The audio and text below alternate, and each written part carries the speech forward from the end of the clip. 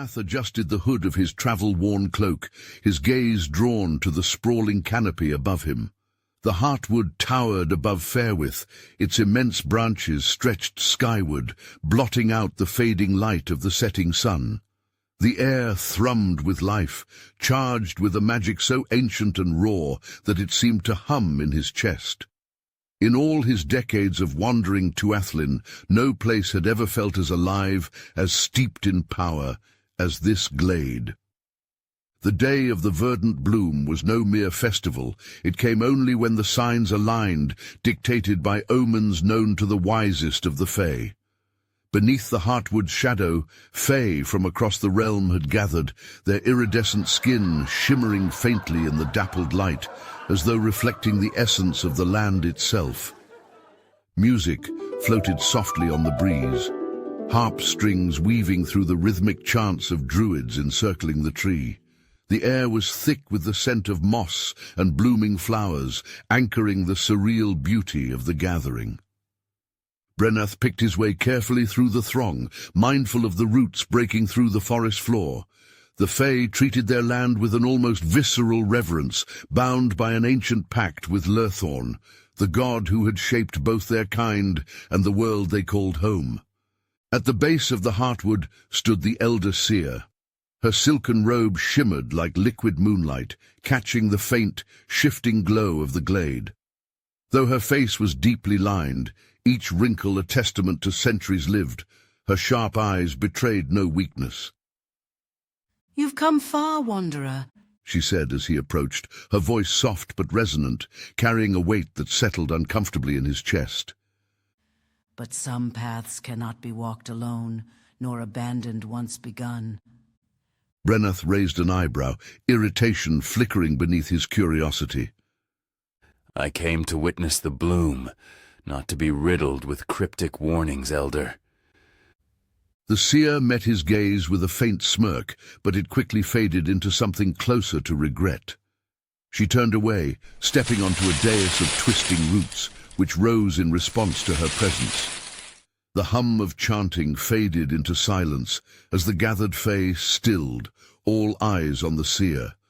The heartwood's branches stirred, releasing a cascade of luminous petals that drifted downward like embers loosed from an unseen fire. The petals danced on the air, circling the seer as she raised her arms, her voice rising to fill the glade, clear and unshakable. "My kin," she began, her words clear and measured. "We gather to honor the harmony that binds root to sky, earth to spirit." Her tone carried the cadence of ritual, yet there was a gravity in her voice that made the moment feel more than tradition. It was then that her voice darkened, and a shadow seemed to pass over her face, as though she bore the weight of something unseen. "Yet even as we gather, the roots of the world tremble. A shadow stirs, clawing at the light. Beneath us, whispers rise from the depths. A rupture threatens the balance we hold dear." The petals froze mid-air, their glow fading as though snuffed out. A ripple of unease passed through the crowd, breaking the fragile harmony of the moment.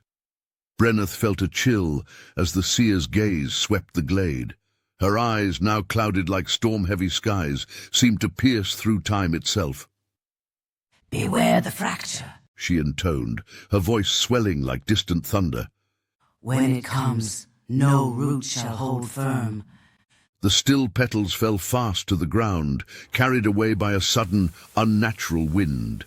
The silence that followed was profound, a quiet so heavy it pressed against the senses.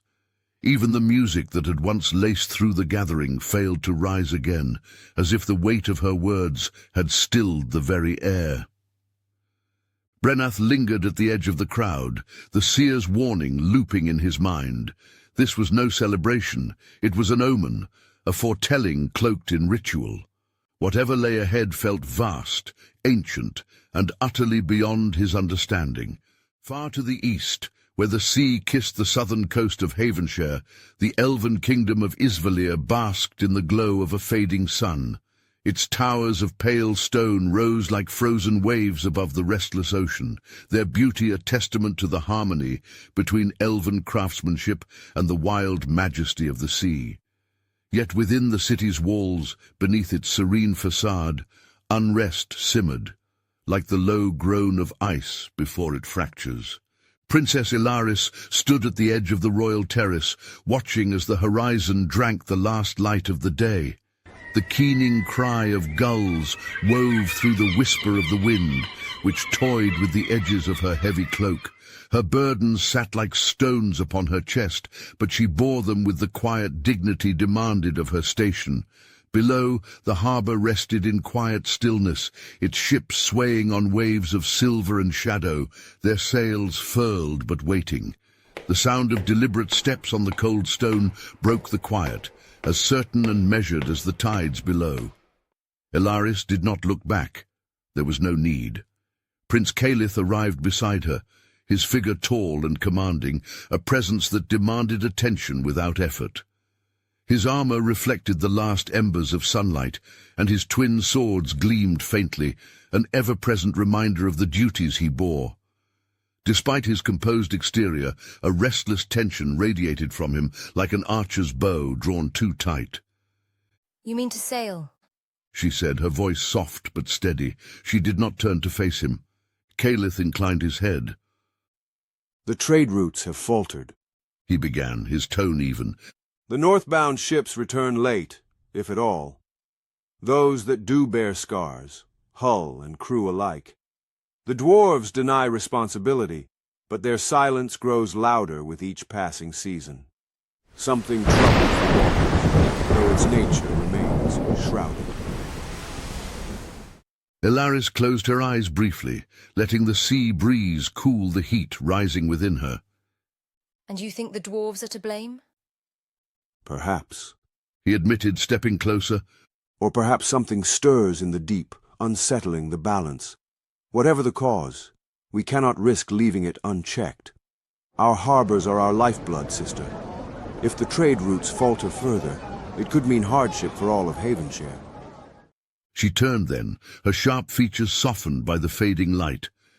"And if the storm lies further, beyond even the northern peaks, what then, Kalith? Will you chase it to the edge of the world?" His lips pressed into a thin line, but he did not answer immediately. Instead, he stepped to the terrace's edge and cast his gaze over the harbour. The ships below were small from this height, but he could feel their promise, the call of the open sea and the unknown beyond. "If the storm lies there," he said at last, "then I will face it. I am bound by duty, as are you." Ilaris regarded her brother with a mix of admiration and discontent. His courage was undeniable, yet it bordered on recklessness, a fire that might one day burn beyond his control. Their father's legacy hung heavily between them, a silent reminder that duty always demanded its price. She reached out, resting her hand on his arm, a small, steadying touch in a moment that felt precariously fragile. "Then may Selvana guide you, brother," she said, though the words tasted hollow even as she spoke them. He nodded, giving her a small, reassuring smile, and departed, his steps fading into the growing dusk. Ilaris remained on the terrace, her gaze once again drawn to the horizon. The sea stretched endless and unknowable, much like the days ahead, and though she could not name it, a sense of foreboding gnawed at her, a whisper that her brother's voyage would not be the end, but the beginning of something far greater. Nestled against the jagged face of the northern mountains stood Felsheim, a dwarven stronghold as unyielding as the stone from which it was hewn. Its grand halls extended deep into the earth, their walls adorned with carvings that chronicled the triumphs and tragedies of their kind.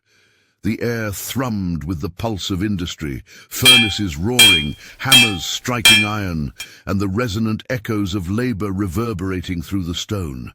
Yet beneath this symphony of purpose lingered a muted tension, a shadow that no flame could banish, no hammer could strike away.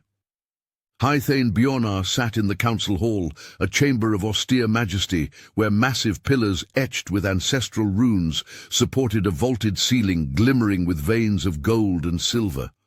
Around him, his advisors spoke in tense, hurried tones, their words fractured by the deep, sonorous echoes of the hall. Reports from the outer mines spoke of collapsing tunnels, tremors that shook the bedrock, and a sense that the mountain itself had grown restless, as though disturbed by something ancient and unseen. Felsheim, long isolated by both choice and geography, had always prided itself on its self-reliance. The mountain was their fortress, its depths their legacy. Yet now, the very stone that had cradled their civilization for nearly a millennia seemed to shift against them. Bjornar listened with grim patience, his face a mask of stoic determination. The mountain had always spoken to the dwarves through its groans and creaks, but now its voice carried a warning. His advisors debated fiercely. Some called for closing the outer mines and fortifying the city. Others urged reaching out to their southern kin along the border for aid. "Let the axes of our fathers be taken up," Bjornar intoned, his voice echoing like the deep groan of the mountain itself. "Send our finest into the shadow depths, armed with the steel that knows the mountain's voice. Let them seek its truth. For we cannot stand blind to what stirs beneath us." As the meeting dispersed, Bjornar lingered, his gaze fixed on the massive stone map of Durazan, etched into the floor of the council chamber. His fingers traced the outline of Felsheim, carved deep into the northern ranges, where the tremors were most violent. The mountain was restless, but he dismissed any notion of lurking entities beneath its roots. It was not a creature they faced, but the mountain itself, shifting in ways even the dwarves could not fully understand. In the forges, the fires burned hotter than ever, casting flickering shadows across the faces of the smiths. Among them, whispers spread of a tale long buried in dwarven lore, a warning passed down through generations. When the mountain shifts and the veins grow cold, the stone's heart is breaking. Above the gates of Felsheim, the winds howled through the rugged peaks, carrying with them a bitter scent of ash, an omen that even stone could crumble, and silence would soon demand its reckoning.